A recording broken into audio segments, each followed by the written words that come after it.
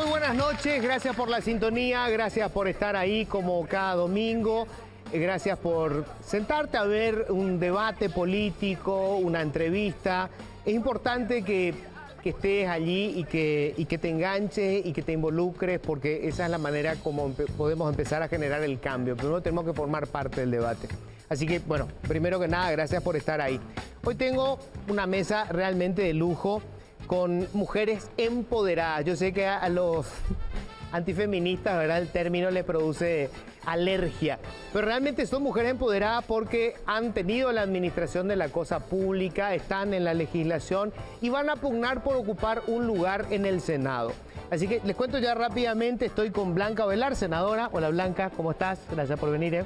Hola Luis, buenas noches, gracias por invitarme a tu programa, buenas noches a la audiencia.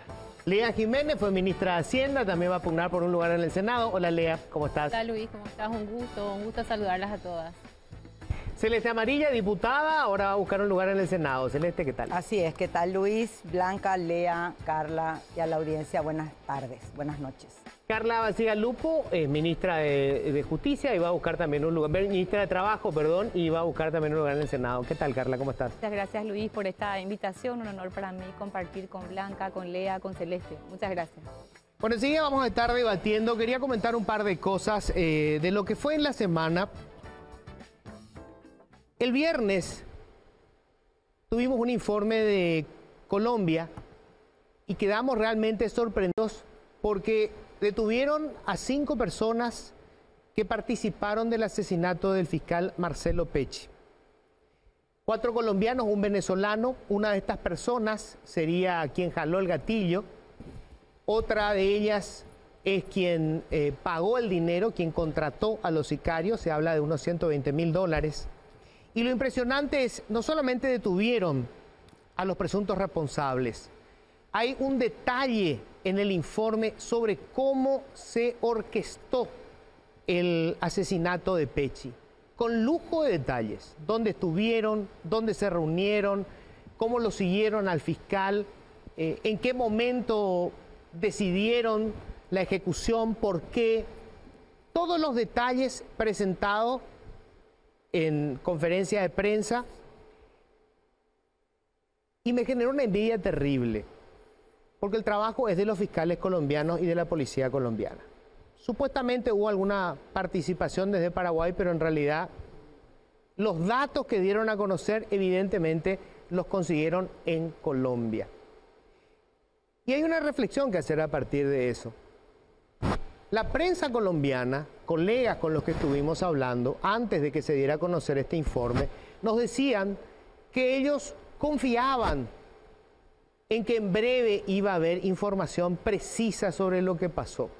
Cuando estuvieron autoridades colombianas en Paraguay y desde la prensa preguntábamos, y ellos decían, nosotros no podemos contarles mucho porque esto forma parte de la confidencialidad de la investigación, no sonó a la excusa que solemos escuchar a menudo cuando en realidad no tienen nada, porque estamos lamentablemente acostumbrados a eso. Los periodistas colombianos confiaban. El ciudadano colombiano confía en que los responsables de la investigación y los responsables de hacer justicia van a hacer su trabajo. ¿Y por qué vale la pena hacer una reflexión? En estos días se generó una gran polémica porque se hizo público un informe de la Secretaría de Prevención del Lavado de Dinero que hace referencia a lo que sería parte de lo que es el lavado de dinero en el país, vinculado con el tema del contrabando de cigarrillo. Y la polémica fue que el informe se filtró porque formaba o porque forma parte de la interna colorada. Y es absolutamente cierto, por supuesto que sí. Por supuesto que el informe se filtra en este momento porque tiene que ver con la interna colorada. Porque ha pasado a lo largo de la historia. Lo poco que hemos podido saber acerca de los hechos de corrupción se conocen en los momentos en los que el que puede facilitar la información o es lo que le llaman, en términos machistas, la viuda del poder, alguien que quedó fuera del negocio, o se trata de alguien que va a recibir algún tipo de beneficio en la disputa coyuntural que se está teniendo. La consecuencia es que nosotros no creemos en las instituciones. Un sector no quiere creer en la Secretaría de Prevención del Lavado de Dinero, que elaboró este informe, porque creen que elaboraron el informe para perjudicarle a un sector, a una facción, en este caso del Partido Colorado. Podía haber sido cualquier otro partido que estuviera en el poder. Otros no confían en el Ministerio Público y están contentos de que se haya filtrado porque de alguna manera la filtración obliga al Ministerio Público a llevar adelante la pesquisa. En definitiva, perdemos siempre. Tenemos que esperar que haya un enfrentamiento entre los sectores de poder para poder conseguir información de lo que está pasando. Y tenemos que esperar que haya filtraciones para que el Ministerio Público se vea obligado a hacer su trabajo. Ojalá alguna vez podamos, como me decían los colegas de Colombia, no estoy preocupado, confío en el trabajo que va a hacer la Fiscalía. Llevo prácticamente 30 años haciendo periodismo, nunca tuve la oportunidad de decir eso. Ojalá alguna vez me pase. Bienvenidos, esto es Políticamente Incorrecto.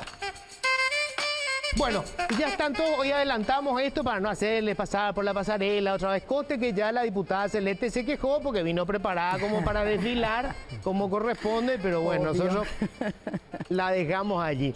Bueno, quiero arrancar con esto y quiero preguntarle a Blanca, que ya lleva más experiencia en el Congreso, y es la pregunta que se hace la gente desde la calle, Blanca. La mayoría de los parlamentarios responden a los intereses de la gente, o hoy la cosa está tan prostituida que ella directamente responde al interés de su grupo o al interés del grupo económico que está pagando, o peor, a la organización criminal que de alguna manera lo puso ahí? Sí. Yo creo que no se puede hacer una respuesta tan categórica porque hay momentos en que parece que prima el interés general. Hay temas en el que probablemente sea mucho más fácil sumarse, entonces lo hacen todos y nos congratulamos de que estemos caminando en la senda correcta. Pero hay momentos y hay temas donde absolutamente se percibe que muchos juegan solo a los intereses sectoriales. Muchos debates se sustentan en eso y a veces no se puede dar altura al debate porque justamente las motivaciones que subyacen son absolutamente ligadas a intereses de grupos, a intereses parciales, a visiones parciales de la realidad que responden a intereses concretos. Esa es la verdad, o sea, a menudo, desde mi percepción. Sí, a menudo da la impresión de que uno escucha el debate de barras bravas de diferentes clubes. Sí. O sea, porque ni siquiera defienden el interés con altura. Sobre todo en diputados. Siempre yo eso estoy reclamando. Y cuando empezó este año, había dicho en la primera sesión que este año electoral, en el que sin duda todo el mundo va a jugarse legítimamente a sus intereses políticos, partidarios, de grupos, no perdamos de vista el interés general y por qué estamos aquí, a quiénes nos debemos. Realmente necesitamos jerarquizar el debate político y necesitamos no perder de vista cuando hay un debate y poner en el centro lo que es esencial. A veces eso se agota en diatribas y descalificaciones y no va más allá de eso. A mí me suele preocupar muchísimo porque en verdad ese espacio es un espacio de construcción del destino de la nación y no podemos perder el tiempo, pero en verdad se pierde a veces el tiempo. En la Cámara de Diputados es peor. En la Cámara de Diputados es peor, la calidad parlamentaria en diputados es menor a la del Senado, con eso no digo que en el Senado sean todos genios, hay cada cachivache también ahí, solamente que al ser menos, ellos son 45 y hablan 10, 12, entonces los otros quedan ocultos, en 80 se nota más. Y el debate es directamente imposible, el debate con altura es imposible. A ver, yo a veces veo lo que pasan de mí en el noticiero y digo, a la mierda, yo no estaba preparada para esto. Yo estaba preparada para ser una parlamentaria de lujo, para comportarme como una política y parlamentaria de lujo, y tengo que terminar gritándome con unos diputaditos que están ahí a fuerza de dinero, a fuerza del padrino, a fuerza de la plata sucia, y tenés que ir bajando tu nivel de debate, primero porque no entienden, segundo por el nivel de agresión que recibí a medida que hablas, y entonces terminás alineada por ellos. Me da mucha rabia, tengo que tener atajarme para mantenerme en el debate y para mantener cierta altura en mi discurso. Muy difícil, muy difícil. Lea, vos tuviste la experiencia como ministra de Hacienda de tener que debatir con muchos parlamentarios cuando tenía que definirse el presupuesto o algunas leyes que podían mandar por la borda, digamos, todo el proceso de estabilización. Eso que siempre se dice, no te voy a pedir nombre porque no se puede dar, ¿verdad? Porque tendría que ser un proceso judicial. Pero eso de que la presión de cargos, no sé, aumento a determinados funcionarios, eso sigue, o sea, cuando vos estuviste, ¿seguía funcionando? Por supuesto, Luis. A ver, yo creo que quiero complementar un poco lo que dijo Blanca, ¿verdad? Creo que en el contexto general tenemos que también reconocer que han habido avances importantes en términos de políticas de Estado, que finalmente eso va de la mano entre el Ejecutivo y el Legislativo, ¿verdad?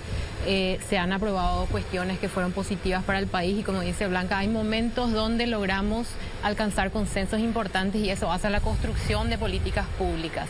Pero por supuesto también está el ciclo político, entonces las decisiones que se toman dentro del Congreso especialmente, lamentablemente, están fuertemente influenciadas por ese ciclo político y cuando nos acercamos a las elecciones es ahí que empieza a desvirtuarse, es lo que estamos viendo hoy. Realmente hoy es lamentable ver un Congreso que finalmente totalmente está desconectado con la realidad de los paraguayos. En vez de estar hablando de cuestiones económicas que están afectando de manera directa a la gente, se están discutiendo todo tipo de cuestiones que no resuelven ninguno de los problemas que enfrenta la ciudadanía. Y cuando me preguntás si se sigue dando, por supuesto que se sigue dando, ¿verdad? Yo recuerdo cuando entregaba el presupuesto general de la Nación, no voy a decir quién, pero una figura preponderante en ese momento dentro del Congreso, me decía que no entendía absolutamente cómo funcionaba el presupuesto. Y me decía así abiertamente, y yo decía, ok, bueno, ¿qué hacemos acá? No sé. Pero por otro lado me entregaron carpetas donde básicamente yo decía, ¿qué es lo que es esto? Y después me explican, bueno, esto es lo normal. Por supuesto, yo me deshice de la carpeta, no sé qué había en la carpeta, pero nosotros tenemos que seguir construyendo políticas públicas y elevando, digamos, el nivel de la discusión que se da al centro de este poder del Estado que es tan importante y donde se toman decisiones que impactan finalmente a todos los paraguayos, ¿verdad? Creo que es demasiado importante este proceso y me parece que este punto, digamos, este proceso electoral que vamos a experimentar el año que viene, el año que viene, va a ser demasiado relevante para ver si tenemos la oportunidad de cambiar, digamos, algunas de las figuras que están adentro del Congreso y de elevar la vara de la discusión, porque de este poder del Estado dependen muchas de las políticas que finalmente se traducen en políticas de Estado. Ahora, no sé, yo honestamente tengo mis serias dudas de qué es lo que va a pasar, porque la clave acá es el financiamiento. Celeste alguna vez dijo, hasta que yo no puse $200.000 para financiar campañas, obviamente. Nadie vio mi capacidad. Nadie vio tu capacidad. Para estar o sea, en hasta que no tuviste plata para poder pagar, no existía Celeste Amarilla.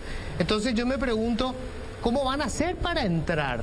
O sea, fantástico. Yo tengo acá 4 mujeres que estuve mirando el currículum, son 4 mujeres brillantes. Sería un lujo tenerlas en el Congreso.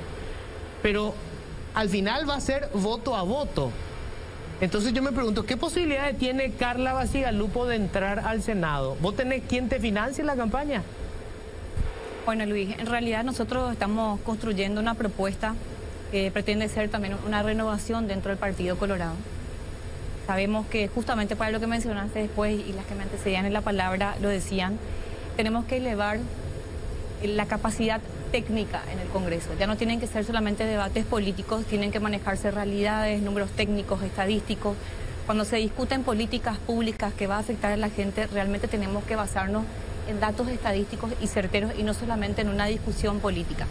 Y creo que introducir más técnicos, que también obviamente tienen un bagaje político, eso va a elevar sin duda el debate en el Congreso. Y sí, es cierto que la financiación es muy importante, sobre todo las mujeres. Yo tengo que reconocer que todavía tenemos un camino muy difícil en la política. La lista abierta, si bien está permitiendo que a lo mejor más liderazgos puedan ingresar, no dependiendo de que alguien te abra o no la lista, Hay que reconocer que también los costos se elevaron y nosotros, Luis, estamos construyendo una propuesta que tiene mucha base dirigencial, yo tengo que reconocer eso. Yo he podido desarrollar lo técnico, pero también una base dirigencial en todo el país. Y hay mucha gente que se suma y está, obviamente, sumando recursos en la medida que se puede. Y bueno, nosotros creo que vamos a hacer un claro ejemplo de que con mucha voluntad de renovación, con mucha voluntad de la base dirigencial y también con una propuesta técnica sólida, la cual respaldamos con mucha gestión, no solamente desde ahora, sino ya del Ministerio de Justicia, podemos pensar que podemos llegar sin apostar netamente a esos recursos elevados. Yo no quiero ser pájaro de mal agüero, pero en 30 años escuché tantas veces eso a tanta gente interesante y al final eran los cachivaches de siempre. Mentira, Luis. O sea, mentira. $500.000 debe costar hoy poder entrar al Senado probablemente. Al Partido si costaba Colorado. $200.000 cuando vos entraste, ¿hoy cuánto debe costar? Al $500.000. Partido Colorado le cuesta entre 500 y 1 millón. Nosotros, como siempre, más barato, ¿verdad? Nuestra oferta es más barata. Sí, a ellos les cuesta mucha plata. Mentira, Luis. A ver, la única que cuenta soy yo y después resulta que se me grita compra banca. No, señor, yo no compré ninguna banca. En mi partido no se venden bancas. Pero sí tenés que financiar la campaña. Y eso de basar tu campaña sobre una estructura política, los jóvenes que te rodean, no sé qué cuánto, eso cuesta dinero. Porque esos jóvenes no tienen ni para su pasaje. Vos tenés que pagarle a esa gente que va a hacer política por vos, llámese Alto Paraná, llámese donde sea, ¿verdad? Para su movilidad, combustible, una empanada, una Coca-Cola cuando están repartiendo tu volante por la calle. Y eso suma, señores, y llega a $200.000 cuando menos. No mientan, llega cuando menos a $200.000. Y el día de, déjame terminar, el día de la elección. El día de la elección.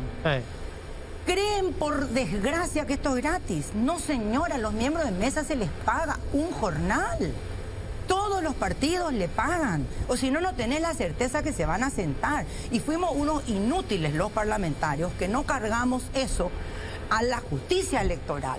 Porque el cuidado de los votos es de importancia nacional, no de importancia de los candidatos. Eso bueno, tiene entonces, que pagar el Estado. Partido que tenga más espalda financiera tiene más garantizado el control de su voto. Y es lo que nos pasa. El Colegio San Cristóbal y el Colegio Luis Alberto Herrera, cuando yo me candidaté a diputada, se vendieron todos nuestros miembros de mesa. Son 2 colegios que tenían que ser anulados y ahí metíamos el diputado número 2, pero Ramírez Zambonini salió a favor de los colorados. Blanca. Sin duda el recurso es importante. Yo quiero decirle a Celeste, a toda la audiencia y a vos, Luis, que yo esa plata no tengo. Nunca puse esa plata para estar en la política. A mí me invitaron y yo creo que por méritos de una larga trayectoria en el servicio público, encontré un espacio y me fui candidata de mi partido.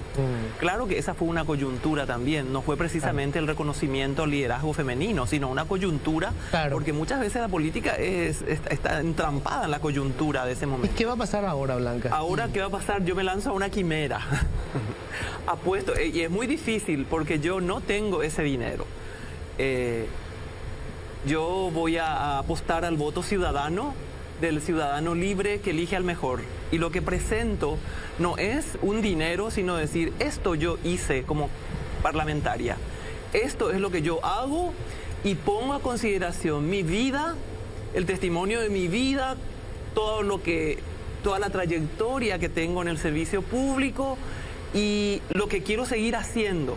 Y desde allí ver el acompañamiento de sectores que me apoyan, que me quieren, que se organizan y me dicen, nosotros te vamos a apoyar. No sé si eso va a alcanzar, por eso hablo de una quimera. Pero, en verdad, así como lo dijo Lea, este es un experimento. Vamos a comprobar un experimento que a lo mejor después de las elecciones podemos volver a encontrarnos y decir, ¿funcionó o no funcionó? A mí me da pánico de que el siguiente Senado sea y el Parlamento sea peor que el que tenemos ahora. Le voy a preguntar a Lea. Lea es una mujer a que yo respeto muchísimo, joven. Ella, como joven ministra, creo que fue la primera ministra de Hacienda, tuvo que enfrentar una cantidad de batallas terribles. Pero cuando yo veo, Lea, una foto, Lea Jiménez, Alicia Pucheta, en fin, figuras fantásticas, todas juntas en la casa del tabacalero de la calle España. Todo lindo, ¿verdad? Pero después cuando se vayan a hacer las elecciones, ¿Lea Jiménez podrá entrar o va a ser otra vez Bachi Núñez? Porque Lea no tiene ninguna estructura.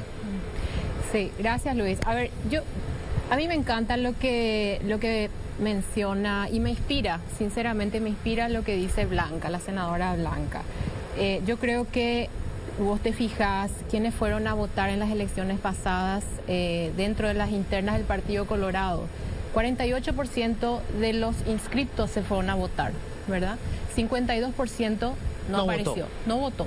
Y de esos 48%, más o menos un 10% votó en blanco a la hora de votar por senadores. Es decir, había mucha gente dentro del Partido Colorado que tal vez no se sintió motivada para salir a poner su voto, ¿verdad? Yo creo que hay de repente una cierta desilusión, pero al mismo tiempo también cierta esperanza al respecto de este proceso, que es un proceso nuevo. Y como dije anteriormente, para gente de mi generación, ¿verdad? Nosotros tenemos una visión diferente. Yo no creo, y tal vez no toda la gente de mi generación, pero yo no creo en ese proceso. Yo confío en el carácter del ciudadano paraguayo, en que un 100.000 guaraníes no le va a comprar esa oportunidad única que tiene cada 5 años de elegir a una persona. Puede ser que exista un grupo que sí se mueva por ese motivo, pero hay un grupo importante que no se va a mover por eso. Entonces, la oferta política que hace el Movimiento Honor Colorado es esa. Nosotros abrimos un menú de oportunidades, diferentes personas, y finalmente el pueblo paraguayo va a decidir a quién le quiere dentro del Congreso.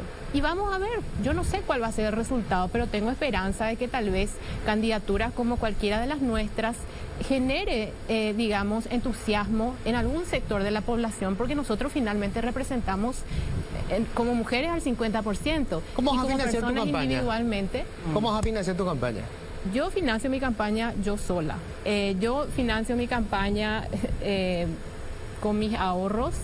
No voy a generar $200.000 nunca, porque no tengo. Así como Blanca menciona, yo creo que lo que voy a hacer es presentar mi oferta como candidata, hablar de las propuestas que tengo, presentarme en los diversos lugares, hablar con la gente y ver qué tipo de oportunidades se generan en ese marco. Y quiero decir una cosa más. Las mujeres la tienen doblemente difícil, no solamente la parte del financiamiento, sino también de los espacios políticos. Y yo escuché, no voy a decir de quién, pero de mujeres que han tenido ya experiencia en la política que te dicen, a mí me costó muchísimo llegar a las seccionales, porque las seccionales ya están tomadas, muchas de ellas, por muchos varones. De repente las mujeres empiezan a tomar esos lugares, pero la mujer tiene que encontrar realmente su estrategia para meterse. Nosotros somos muy creativas, estoy segura que muchas de nosotras vamos a encontrar ese espacio de acción, ese espacio de interacción con la ciudadanía, y después que la ciudadanía decida. Y si no logramos convencer lo suficientemente, bueno, que se venga una siguiente oportunidad más adelante. Ahora, Luis, el problema que hay, un detalle que quiero decir. Ella acaba de mencionar algo, que confía que muchos paraguayos no van a dejarse seducir por un 100.000 guaraníes o 200.000 en el día en que tiene una oportunidad para votar. Resulta que hay un segmento de la sociedad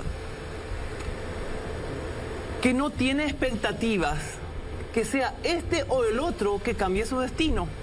Entonces aprovecha ese momento para sacar alguna ventaja. Esa es una realidad, y ese voto de ese segmento en las internas de mi partido son determinantes, porque son los que son acarreados para votar. Y ese ciudadano que piensa que no va a vender su voto, muchas veces no se levanta para ir a votar. Por eso tenemos esa participación. Y ahí está el Entonces, desafío. en la interna, yo tengo más fe en que el voto ciudadano pueda estar más presente y definir en las generales. Pero en las internas va a ser más difícil, por eso la prueba de fuego en el Partido Colorado lo tenemos en la interna, porque allí sí se acarrea, la estructura es determinante y la plata es determinante. A ver, Luis, yo no puedo creer lo que escucho. No puedo creer lo que escucho. La señora Lea, a quien respeto mucho por su trayectoria académica, porque la política no la tiene una trayectoria académica, tiene un currículum envidiable, tuvo la suerte de estudiar en el exterior, que muchos paraguayos no hemos tenido, pero al igual que Santi Peña, están en el lugar equivocado. o ella no entiende dónde está parada o está mintiendo. ¿Por qué? Tanto Santi Peña como ella tienen un discurso romántico de yo no tengo el 100.000 y yo voy a ir por mis principios y por mis valores y por mi currículum. A ver, Lea, no te va a votar nadie si Cartes no te da plata para tu campaña. No te va a votar nadie.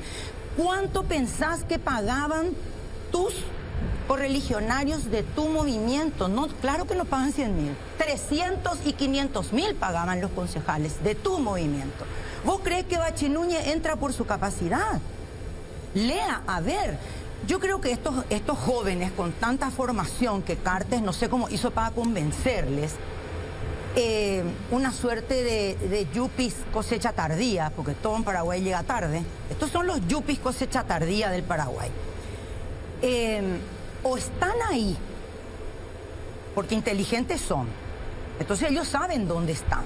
Ellos saben de dónde va a salir el dinero para su campaña. No puede ser que Lea y Santi Peña no sepan de dónde va a salir el dinero para su campaña. Lea no tiene $200.000. Santi ya tiene, porque cobró 3 millones de Cartes. Pero no es suficiente para presidente. Inteligentes son. O les gana la ambición. Por eso decía, los yuppies cosecha tardía. Era aquel movimiento de jóvenes exitosos que había en Estados Unidos en los 90, donde había que ser rico a toda costa y había que vestir de Hugo Boss y había que vestir de Valentino. Yo creo que les gana la ambición.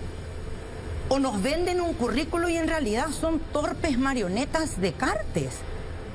Yo perdón, pero yo no puedo soportar, Lea, que con tu capacidad vos me digas que vas a irte por una quimera y por un sueño y te va a votar el que quiere. O te van a vacunar y no vas a entrar ni 49 y van a entrar las bachis y estás en el lugar equivocado, o estás mintiendo. A ver, quiero escucharle a Carla, pero antes no sé si querés responder. A ver, ¿qué te puedo decir, Celeste? Yo lamento mucho que no sé cuál será tu antecedente, tu historia, pero te voy a contar quién soy yo, ¿verdad? Porque me parece que vos tenés un desconocimiento total al respecto de mi persona. Yo soy, cuando vos estabas ya trabajando en las licitaciones para, ¿verdad?, el almuerzo escolar, y incrementando tu patrimonio de esa manera. Sí, Bachi. Yo salía del país en el año 99 y me iba a estudiar becada afuera.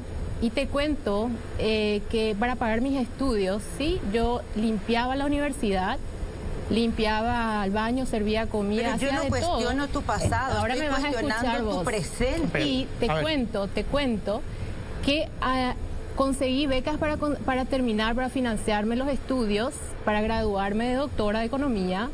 Hice mi disertación que se ganó una tesis, mi tesis se ganó un premio a la mejor disertación del año. Y finalmente cuando salgo, algo que vos nunca tuviste oportunidad, tal vez por tu falta de capacidad, es que yo compito para entrar en un organismo multilateral y fui la primera mujer paraguaya en entrar. Yo no tuve la formación en el exterior que vos tuviste. Si no te hubiera ganado en representación también de nuestro país, pero trabajar en el ámbito internacional. Y trabajé por muchos años en muchos países de otras regiones y también de Latinoamérica. Y finalmente incrementé mi patrimonio trabajando, ¿sí?, siendo empleada de un organismo internacional. Y sí, tengo mis ahorros y hoy me puedo dar el lujo de elegir qué hago y con quién trabajo. Y creo que tal vez eso es algo que es un reflejo de un país que está evolucionando y es algo que vos tenés que reconocer. Entonces tal vez la experiencia que te tocó a vos, que aparentemente es una experiencia muy negativa, es lo que vos traes contigo y no te permite ver el potencial de este país y no te permite ver que sí hay cuestiones que están cambiando y que sí hay mucha gente joven que espera cambio. Y así como van a volver a entrar algunos impresentables seguramente en el Congreso, yo creo que hoy hay una oportunidad de que entre gente nueva con mayor altura profesional para finalmente empezar a trabajar en políticas públicas y políticas de Estado. A ver, Carla, un tema que quiero desarrollar un poco que tiene que ver con la acción de este Parlamento y los anteriores, ¿verdad? es que muchas veces se hacen leyes y nadie analiza cuál va a ser el impacto finalmente de la ley. Yo le pedí a Carla que venga también hoy porque en estos días estuvimos en un debate y escuché datos, por ejemplo, que me parecieron escalofriantes de cómo las mejores intenciones pueden terminar en los peores resultados. Uno es, decías vos, el tema de la estabilidad laboral que se consiguió en la ley, que fue un gran logro, digamos, para el trabajador, pero en la práctica se convirtió en la causa de que 8 de cada 10 personas que están trabajando antes de cumplir los 10 años los echan. Sí, es Luis. Yo creo que hoy más que nunca los parlamentarios y los que estamos aspirando a llegar al Parlamento realmente con una mirada renovadora, tenemos que ver las verdaderas funciones del Parlamento. Y en primer lugar, el artículo 122 habla de velar por la observancia de la Constitución y las leyes. Y en segundo lugar, sacar nuevas leyes o dictar nuevas leyes. Entonces, yo enfatizo la importancia de no solamente, digamos, llegar al Congreso para sacar más leyes. No olvidemos que Paraguay es uno de los países con mayor cantidad de leyes y muchas de ellas que no se cumplen. Y mucho menos el Parlamento históricamente se ha ocupado de ver si la ley que se dictó cumple realmente la función para la cual fue dictada. Si esa voluntad del legislador fue muy buena, pero causó un resultado diametralmente opuesto, como es el caso de la estabilidad y otros casos más que me gustaría compartir con ustedes, hay que rever la ley. Y justamente el artículo 122, que establece claramente la función del Congreso, hablan de que hay que observar las leyes, hay que velar por su cumplimiento, ver si en la práctica, a través de los pedidos de informe, que también es otra potestad del Congreso, están cumpliendo o tenemos que sentarnos a analizar nuevamente esa ley, por ejemplo, en todo lo que hace a la generación de empleo, a la promoción de nuevos empleos, la protección de los trabajadores, la educación y la educación para el trabajo, la formalización, la seguridad social, que viene siendo, por ejemplo, objeto de leyes absolutamente aisladas, que protegen, por ejemplo, diferentes sectores estableciendo una jubilación anticipada, pero está llevando a la hecatombe a todo el sistema de seguridad social con 8 cajas en las que diferentes disputas políticas han hecho que haya grupos privilegiados y que ciertos sectores, por ejemplo, como es el sector trabajador que cotiza IPS, haya sido, por ejemplo, absolutamente olvidado y tenga que cumplir 25 años de servicio y 60 años de edad para poder jubilarse, cuando que otros sectores se jubilan mucho más rápido, causando serios problemas de insolvencia a la caja fiscal y a las otras cajas, ya que la caja de IPS es la única que tiene solvencia, pero también basada en errores estructurales, como el que ningún trabajador prácticamente se jubila. Y ahí yendo a tu pregunta, el Código Laboral tenía la mejor intención, sin duda, en establecer la estabilidad laboral. Por eso es que se estableció, y seguramente ustedes conocen los casos porque hablan con los empresarios, de que a partir de los 10 años el trabajador adquiere una inamovilidad. Es decir, solamente con demanda judicial ese trabajador puede ser apartado y esa demanda judicial tiene que probar una justa causa. Entonces, obviamente, en la práctica, lo que hizo es que antes de que ese trabajador llegue a los 10 años, ya a los 8 o 9 años es desvinculado. ¿Y cómo se comprueba eso? Por primera vez el Ministerio del Trabajo ha hecho un estudio de las trayectorias laborales de aquí a 20 años atrás de los trabajadores cotizantes. No hablemos de los informales que nunca cotizaron, de los formales. ¿Y qué se evidenció ahí con estudios actuariales, estudios técnicos del IPS y del Ministerio del Trabajo? Que solo el 2% de todos los trabajadores que cotizan, es decir, que pagan ese 9% por mes, pasa la barrera del 10, de los 10 años. Y de los que pasan la barrera de los 10 años, solamente el 10% se jubila. Es decir, hoy el sistema formal en estas condiciones y con estas normas no constituye ningún aliciente a que nadie cotice por voluntad propia, porque ¿quién va a querer aportar a un sistema de seguridad social sabiendo que nunca va a llegar la jubilación? O sea, de los que empiezan a aportar el 1% se jubila. Claro, sí. Solamente el 1% se jubila. Pero ahí hay otra cuestión. Por eso, hay un ratito a terminar. Sí. Por eso es que uno de los temas trascendentales que tenemos que trabajar, es nuestra obligación para proteger el futuro y el porvenir de nuestros trabajadores, es encarar una reforma verdadera de la seguridad social. Nosotros hemos propuesto la conformación de una comisión bicameral, por primera vez, un proyecto que está dormido en el Congreso, para que encaremos con responsabilidad y con una mirada estructural. Ya no sigamos privilegiando sectores digamos, específicos en detrimento de todo el futuro de nuestros trabajadores. Tengo que hacer una primera pausa. Tengo que hacer una primera pausa. Enseguida tenemos más tiempo.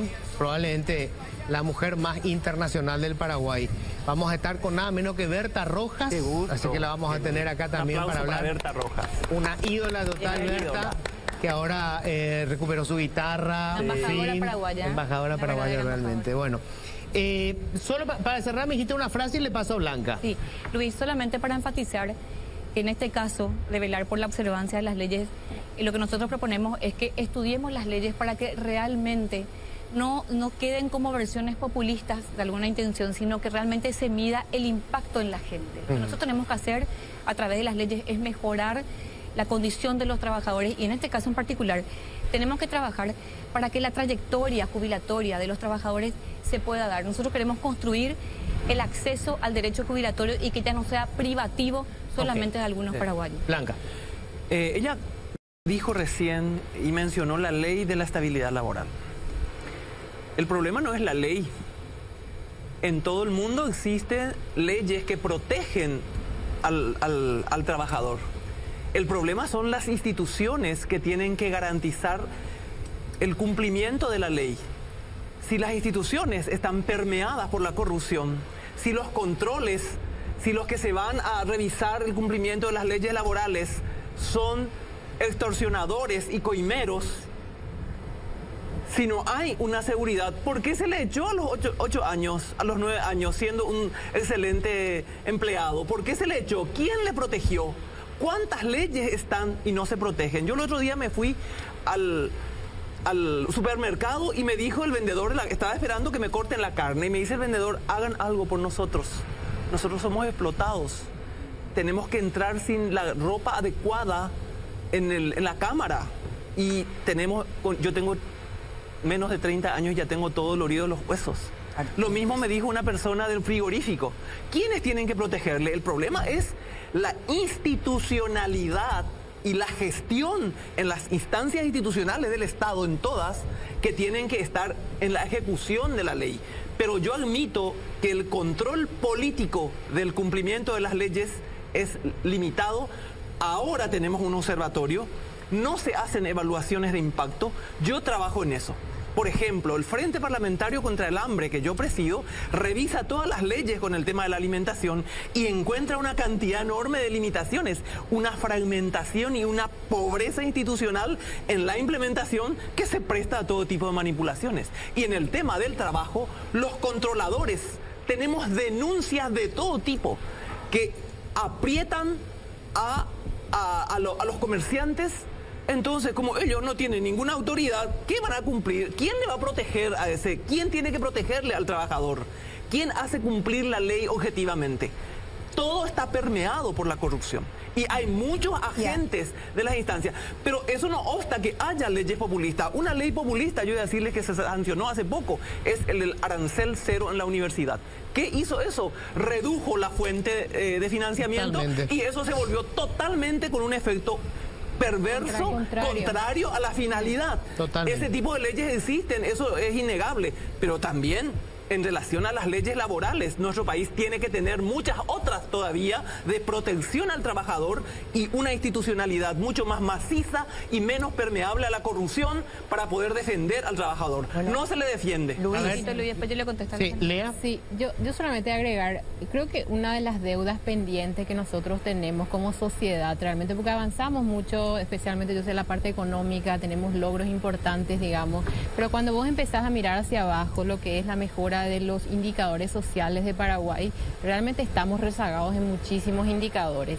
Y uno de los factores principales, algo que sabemos, la principal fuente que nos permita o herramienta que nos permita sacar a la gente de la pobreza o llevar a la gente a la clase media o avanzar, digamos, socialmente, es justamente el empleo y el empleo digno, ¿verdad? Y nosotros, si bien han habido mejoras en términos de la formalización, tenemos realmente unas deudas gigantescas al respecto de lo que son leyes laborales no solamente la aprobación de las leyes laborales, sino también, como dice Blanca, la aplicación, ¿verdad? La aplicación y asegurar, por ejemplo, hay leyes que se han aprobado y que hasta hoy siguen sin reglamentarse. Seguramente la ministra conoce muy bien leyes de seguridad laboral en el empleo que no se cumplen, ¿verdad? Entonces, yo creo que es demasiado importante tomarnos una pausa y pensar en todo el mapa de acciones conjuntas que tienen que darse al respecto de la cuestión salarial, la política salarial y también la política laboral y las políticas alrededor.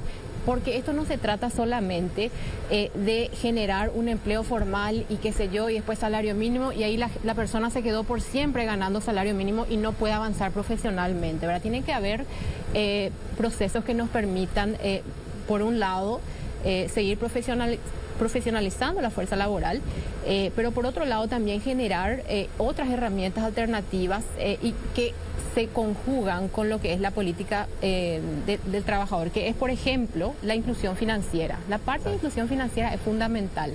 Del lado tanto del sector público como del sector privado, la gente está hoy hasta acá endeudada con deudas usurarias del sector financiero informal. Y acá nosotros tenemos que realmente seguir trabajando en aterrizar políticas de inclusión social, de inclusión financiera. ¿Inclusión financiera en qué sentido? Nosotros tenemos un Banco Nacional de Fomento y una AFD que han recientemente actualizado sus cartas orgánicas, pero todavía tienen que seguir profundizando las políticas para poder generar instrumentos financieros que permitan, por ejemplo, acceder a vivienda digna a los trabajadores que hoy no existen. Nosotros tenemos la Senavita que brinda un apoyo social, digamos, a las familias de menores ingresos, pero cuando vos mirás la clase media, baja o media, no hay realmente instrumentos financieros que permitan a la gente acceder a viviendas, acceder a créditos para, por ejemplo, microempresarios que se ajusten realmente a la realidad del flujo de caja de esos microempresarios. Es decir, hoy seguimos teniendo todavía una exclusión financiera gigantesca a pesar de los avances que han habido. Entonces creo que en ese tipo de políticas, inclusive con el FOGAPI, que fue una solución, digamos, para la pandemia, debería haber algo permanente que permita a este tipo de pequeñas, medianas y microempresarios, ¿verdad?, acceder a créditos que son tan importantes para poder seguir invirtiendo tal vez en tecnologías, invirtiendo en su ¿cómo se dice?, productividad, ¿verdad?, invirtiendo en su capital humano, es decir, haciéndolas, digamos, más competitivas. Entonces creo que es realmente un conjunto de cosas que tienen que darse. Lo que mencionaba también Carla al respecto del sistema previsional es demasiado clave. Ese es un tema donde no importa quién gane, no importa quién entre o quién no entre, va a explotar en el próximo gobierno ya el tema de la caja fiscal. Eso sí o sí. Y por otro lado, las 8 cajas, ¿verdad? Hay un trabajo demasiado importante que se ha venido aplazando, ¿verdad? Nosotros tenemos una necesidad urgente hoy de establecer algo como lo que se hizo en España, que es el Acuerdo de Toledo. Nosotros planteamos eso, que está planteado en el Congreso ya por parte exactamente, es un escenario muy propicio, digamos, para llevar adelante estas discusiones. Uno, para atajar todo tipo también de propuestas incoherentes que llegan, propuestas que no tienen financiamiento, propuestas que vienen a realmente complejizar el escenario que está una adentro hoy del Congreso. Entonces, este tipo de digamos, propuestas permiten generar diálogos técnicos y permiten finalmente llevar adelante decisiones de política que pueden empezar a resolver el problema. Creo que tuvimos muchas discusiones en este ámbito, décadas realmente, en el gobierno anterior también. Creo que hoy estamos llegando a un punto donde de alguna manera estamos convergiendo a un momento donde podemos encontrar un acuerdo que realmente beneficie a todas las partes y que más que nada asegure que el jubilado que está aportando hoy vea ese dinero en el futuro, ¿verdad? Pero hay ahí cuestiones urgentes que tienen que resolverse. A ver, Celeste. 3-1 estoy, Luis. Me tenés que dar más tiempo a mí. No, porque 3-1 es diferente. A ver, a confesión de parte, relevo de pruebas. Las 3 son gobierno. Pero ¿qué pasa? Acá parece que están hablando 3 opositoras. Senadora, ex ministra de Educación, senadora como 3 periodos, la ministra del Trabajo, ex ministra de Hacienda. A ver, nada que agregar. Vamos a... No, momento. Bueno, hay una momento, ahora voy a hablar yo. Momento. A ver. Es muy fácil venir acá a buscar votos y criticar todo lo que está pasando como si ellas fuesen unos elementos exógenos del gobierno. Es a esto nos llevó el Partido Colorado. Los que van y hacen lobby y los que están por quebrar las cajas son los parlamentarios colorados, que van y le hacen lobby los sindicatos, los grupos de sectores, y le votan y votan cualquier cosa. Y me he pasado diciendo todo este tiempo, las cajas van a quebrar, y seguimos dándole el voto a diversos sectores que se van a hacer lobby con los parlamentarios. ¿Y quién es mayoría en la Cámara de Diputados? Y el Partido Colorado. ¿Y quiénes son los que hacen todo lo malo que están diciendo las tres? ¿Quiénes son los que hacen?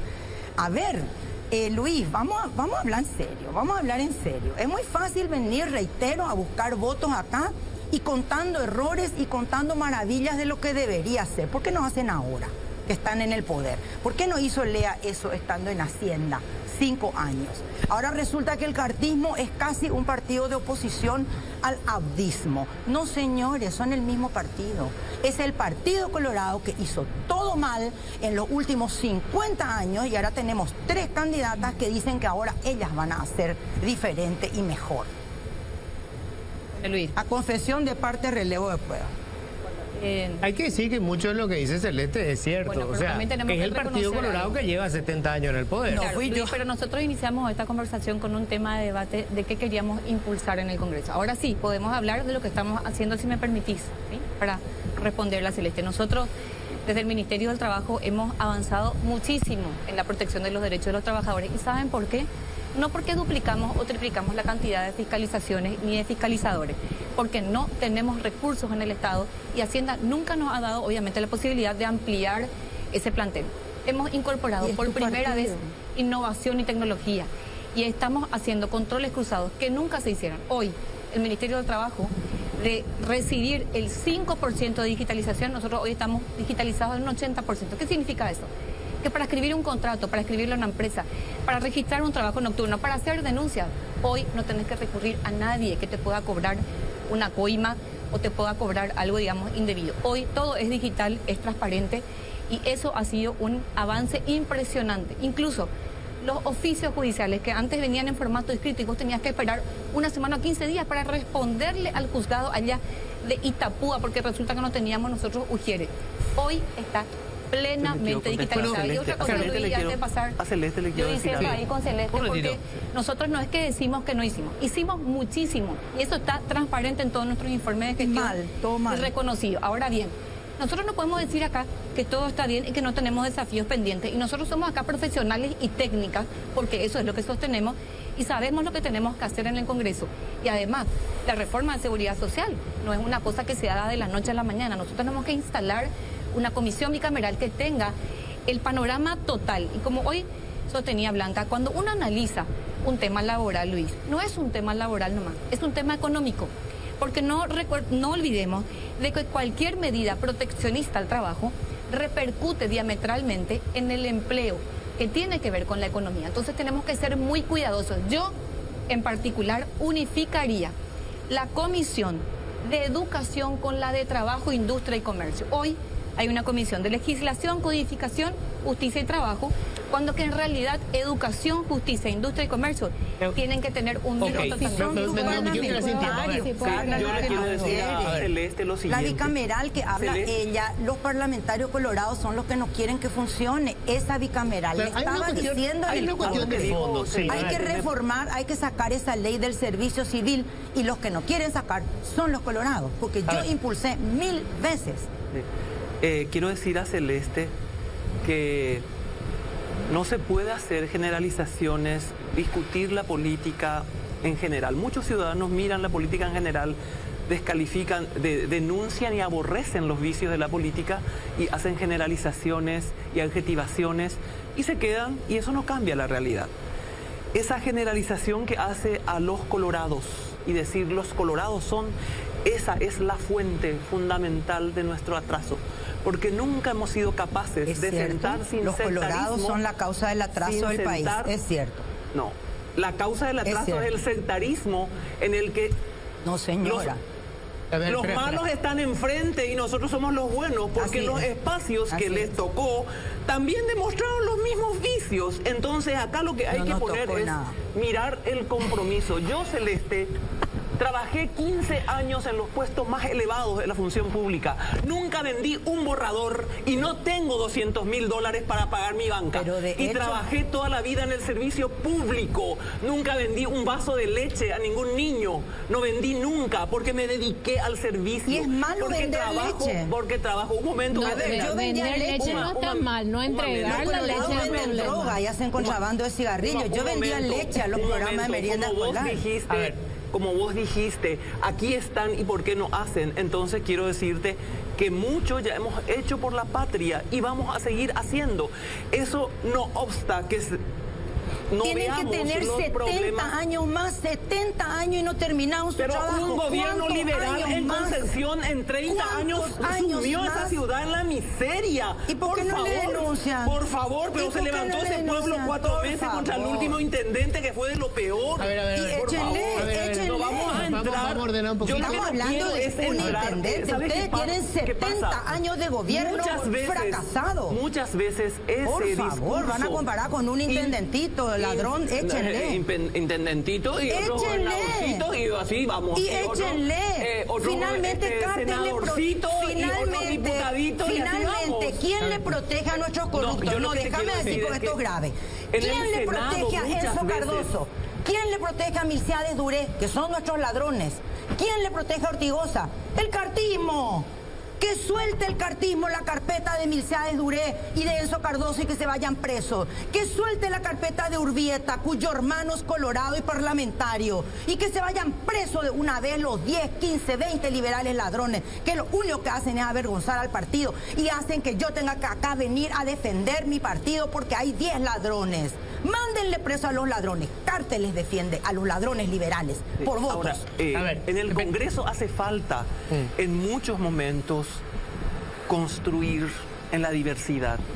Y eso no se puede hacer en el límite de un partido. Entonces hace falta mirar con objetividad los proyectos que nos van a sacar adelante. Si no somos capaces de construir eso, no vamos a salir adelante. Si siempre nuestra visión y nuestro análisis va a ser maniqueísta, los buenos se tienen que ir, los malos. No, aquí tenemos que mirar qué es lo que tenemos que hacer. Y nosotros demostramos en nuestra vida y estamos dispuestos a seguir que trabajamos en eso que hay que hacer para salir adelante. Y muchas veces eso requiere, todas las veces eso requiere concertar con otros diferentes. A ver, Lea. Sí, a ver, cortito, sí. ¿verdad? Yo creo que de repente Celeste simplemente desconoce los procesos que se dan en el ámbito técnico. Nunca sé nada. Y también le gusta ser payasa, ¿verdad? Pero un desconociendo lo que se da en el ámbito técnico. Vos sabés muy bien, Lea. Acá no me vas a tratar a mí de payasa. Respetame. Llega a donde estoy. Me comporto como quiero. Y soy política. No soy una estúpida que viene acá a tirar 4 consejitos para que se me vote. Soy política desde que tengo 18 años y sé cómo tratar a los colorados. Así que de payasa no me tratás, pendeja. Luis, ¿vos te recordás cuando teníamos estas conversaciones en el contexto de la Becal? Nosotros hablamos al respecto. Yo planteaba justamente la necesidad de formar a gente para trabajar en el tema del análisis actuarial, porque en ese momento teníamos a una persona, una sola en todo el Paraguay. Tenemos 8 cajas y teníamos a una sola persona capaz de llevar adelante esos análisis que son tremendamente técnicos y son demasiado necesarios para siquiera empezar una discusión al respecto del tema de la reforma del sistema previsional. Entonces, en ese sentido, lo que se procuró en ese entonces es formar a gente. Hoy esta gente está volviendo. Entonces, acá se trata de procesos que se van construyendo. Por un lado necesitamos tener gente capacitada para tener este diálogo, necesitamos tener los análisis para hacer las reformas que estén basadas en evidencia y finalmente las discusiones, como dijo Carla muy bien, toman su tiempo de maduración. Hoy estamos en un momento donde las personas que más se oponían, Luis, y esas discusiones yo participé activamente como viceministra y después como ministra en los 3 años que estuve en el gobierno, y activamente teniendo esas discusiones. Eran discusiones muy difíciles porque hay demasiados ángulos. Hoy estamos en un lugar donde aquellas personas, no voy a decir quiénes, pero hoy me sigo sentando desde el ámbito técnico, conversando, tratando de llegar a un momento donde todos podamos decir estamos de acuerdo con esta propuesta, y creo que estamos ahí a punto. Pero necesitamos trabajar en eso y abocarnos a eso, porque esto sí va a ser no solamente un problema al sistema previsional, un sistema fiscal. Hay una cuestión que, de todo lo que dice Celeste, hay una cuestión que es cierta. En los países, los gobiernos, cuando tienen un plan, necesitan concertar con la oposición, Totalmente porque normalmente no tienen mayoría. Pero en el caso del Partido Colorado, el problema es la interna interminable del Partido Colorado. La principal oposición que tiene el Partido Colorado, 70 años en el poder, es el propio Partido Colorado. Los proyectos que ustedes estaban mencionando, que agujerean la caja fiscal, que destruyen cualquier posibilidad de estabilidad financiera, son del Partido Colorado, y eso es cierto. Tienen mayoría. O sea, resulta que hoy el cartismo en la oposición es del marismo. ¿A qué proyecto, por ejemplo, te referís, Luis? Específicamente el alguno. presupuesto, los principales problemas son dentro del propio Partido Colorado. Y me consta porque yo lo digo. Excelente, Becal es mi idea. Yo puse en el programa de gobierno. Estamos hablando de Becal. No, te quiero más contar que ella estamos hablando del agujero a la caja fiscal. Eso se vota en la Cámara de Diputados y Senadores, y ahí hay mayoría colorada. Ya que no decir que todo se hace mal. Yo creo que el punto que menciona Celeste, que es cierto, si el Partido Colorado funcionara institucionalmente, tiene mayoría en la Cámara de Diputados. Todos los proyectos hubiesen pasado como por un tubo. Pero no es así. O sea, es el propio Partido Colorado el que tranca el proceso de un gobierno colorado. Pero vamos porque a decir el cartismo no se siente parte del marismo. Y antes, cuando el cartismo estaba en el poder, el otro grupo era la oposición. Entonces, si vos tenés esa interna interminable, no puede llegar adelante. Funcionan como dos las partidos. cuestiones centrales siempre el partido actuado. No estoy de acuerdo. Yo estoy de acuerdo con Blanca. A ver, el Partido Colorado es tan grande que ahora son dentro de su estructura y de las visiones, y sobre todo mirando su evolución histórica, el momento en que nace y luego lo que fue pasando a lo largo de más de un siglo, tenemos desde las visiones más conservadoras, de la ultraderecha conservadora, hacia las visiones mucho más progresistas. Entonces, obviamente, hay cuestiones centrales que hacen a la doctrina del partido que muchas veces son profundamente discutidas. Nuestro partido republicano, a veces hay parlamentarios que abiertamente actúan en contra de la República. Porque no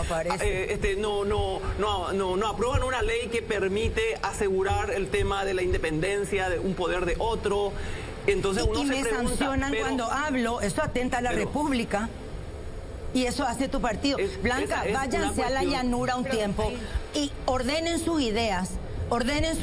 Decídanse si quieren ser republicanos o no, y vuelvan dentro de 15 años con gente joven, nueva, sin cartes, porque cartes contamina todo. 15 años para pensar y renovar y volver, y que vuelvan a ser opción para el país. Hoy no son opción. Yo quiero ser la reina Malva y quiero un país sin pobreza. Conte que también dentro del Partido Liberal del país sin pobreza podían haber hecho. Que entre el oficialismo y el llanismo no hay nada que se parezca. Pero que yo dije, el llanismo es cartismo, que yo dije. También dentro del partido. Pero si el cartismo le financia al llanismo.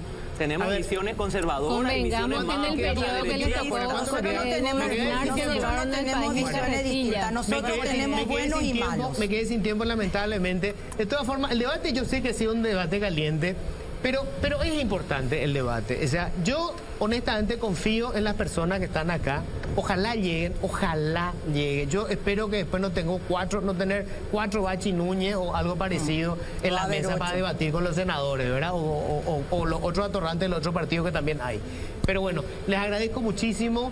Qué gusto, mujeres debatiendo política. Qué gusto. Luis, muchísimas gracias. Yo lo único que cerrar, Luis, ellos no pueden tener 70 años más para terminar los procesos que comenzaron. Hecho. Ya no quiere obra, ya no quiere lucha de poderes ni de partidos.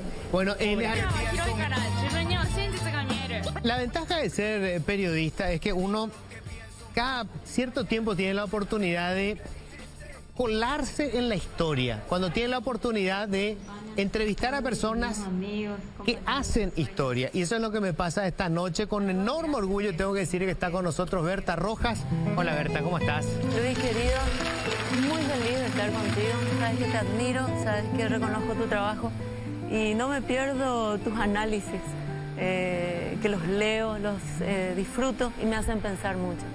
Me honra profundamente. Gracias, Berta. Gracias, querido. Bueno, primero estoy celebrando que está la Rojita, caramba, o sea, cosa que estaba leyendo, se cumplen 7 años de que te habían detectado ese cáncer.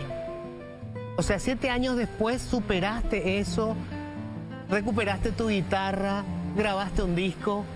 Caramba, qué fantástico cierre de ciclo, Berta. Realmente, y vos sabés que con el robo de la Rojita, ¿no? Y su regreso, yo le veo a ella como un símbolo de resiliencia también, ¿no? Y fíjate que acá tiene, no sé si tu cámara puede mostrar, tiene 2 banderas tricolores. Sí. Esta que desde el 2008 está conmigo, está más ajada, ¿verdad? Muestra el paso del tiempo. Y esta otra me regalaron en Nueva York mis amigos el año pasado cuando toqué allá, ¿verdad? Y está más nueva. La guitarra estuvo, quién sabe por dónde, por qué manos, ¿verdad? Y se quedó ahí. Y la tricolor está.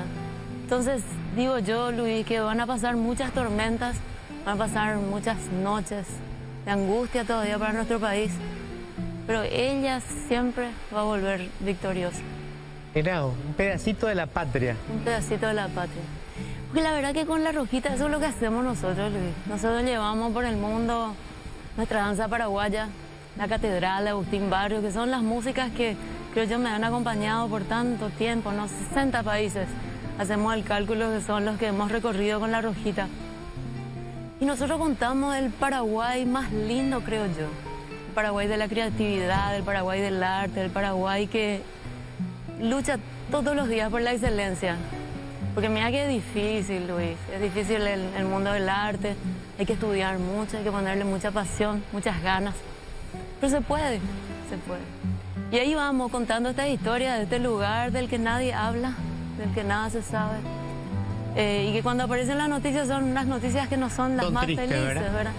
Entonces antes ese es nuestro trabajo, Luis, Sí. llevar una noticia positiva quizás sobre Paraguay. Mira, antes de entrar a hablar de todo lo que significa esto del nuevo material, de lo difícil que debe ser mantenerte como te mantenés, ¿verdad? Pero antes me gustaría, porque a mí me encanta, más allá del talento increíble que tenés, estás tan metida siempre, o sea, te involucras. Te involucras y opinás y tenés una voz fuerte, si hay que tener una voz fuerte. ¿Cómo ves vos a Paraguay cuando estás lejos, cuando estás en lo académico, cuando no se escucha nada de Paraguay, salvo cuando ocurre alguna situación dramática? ¿Cómo le ves a Paraguay hoy, Berta? Tú sabes, Luis, que así como dije en algún momento que me sentía desesperanzada, también conversando con la gente acá me doy cuenta que hay un 50% de jóvenes de entre 18 y 39 años que van a tener la oportunidad de decir, esta es mi voz, este es el Paraguay que quiero. Si esa juventud se compromete, te dan vuelta a cualquier elección. ¿Cómo hacemos que salgan de su lugar de confort? Se vayan a votar, ¿verdad? Se vuelvan, porque al final de cuentas, el país, el Paraguay, tiene que parecerse a la mayor parte de su gente. Y la mayor parte del paraguayo es el paraguayo que está trabajando todos los días, dándole lo mejor de sí a este país, pagando sus impuestos, trabajando honestamente. Esos somos nosotros los paraguayos. Somos gente de bien por sobre todas las cosas. No podemos dejar que un pequeño grupo nos moldee, no. Por eso nosotros tenemos la posibilidad de hacer ese cambio y creo que lo tenemos que hacer hoy por sobre todas las cosas. Porque quizá mañana sí ya sea muy tarde, ¿verdad? Pero tenemos esa chance, Luis, tenemos. ¿Vos le tenés esperanza a este 2023? ¿Le tenés fe? Sinceramente, yo creo que el trabajo para hacer es justamente trabajar en contra de esa desesperanza que hoy sentimos muchos. Creo que ese es el trabajo que tenemos que hacer nosotros. Y de alguna manera, como hizo la Rojita que vuelve, ¿verdad? Ahí tiene que volver el Paraguay, ese que nosotros soñamos, ese que nosotros sabemos posible, porque yo lo siento posible, en mí lo veo posible, Luis. Vos sabés que nosotros trabajamos con un proyecto que se llamaba el Ensamble Purorú. Era un proyecto que teníamos 25 jóvenes que venían de todo el Paraguay a trabajar juntos durante un día en el Teatro de las Américas del Centro Cultural Paraguayo Americano.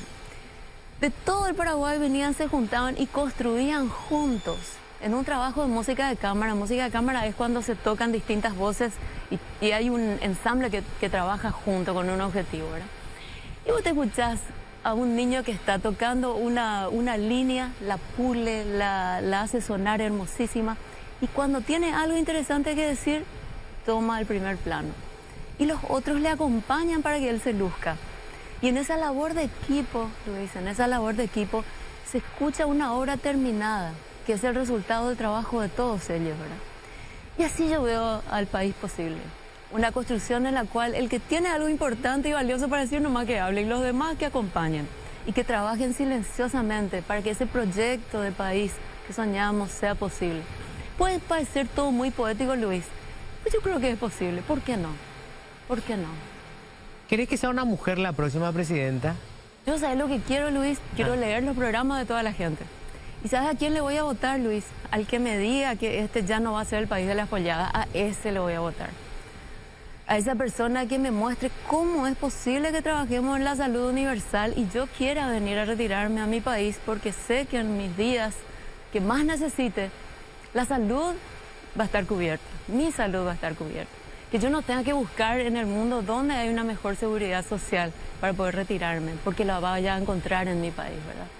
El que me diga que va a preparar un proyecto que nos permita igualdad de oportunidades para todos los paraguayos para que accedan a la educación, a esa persona le voy a dar mi voto.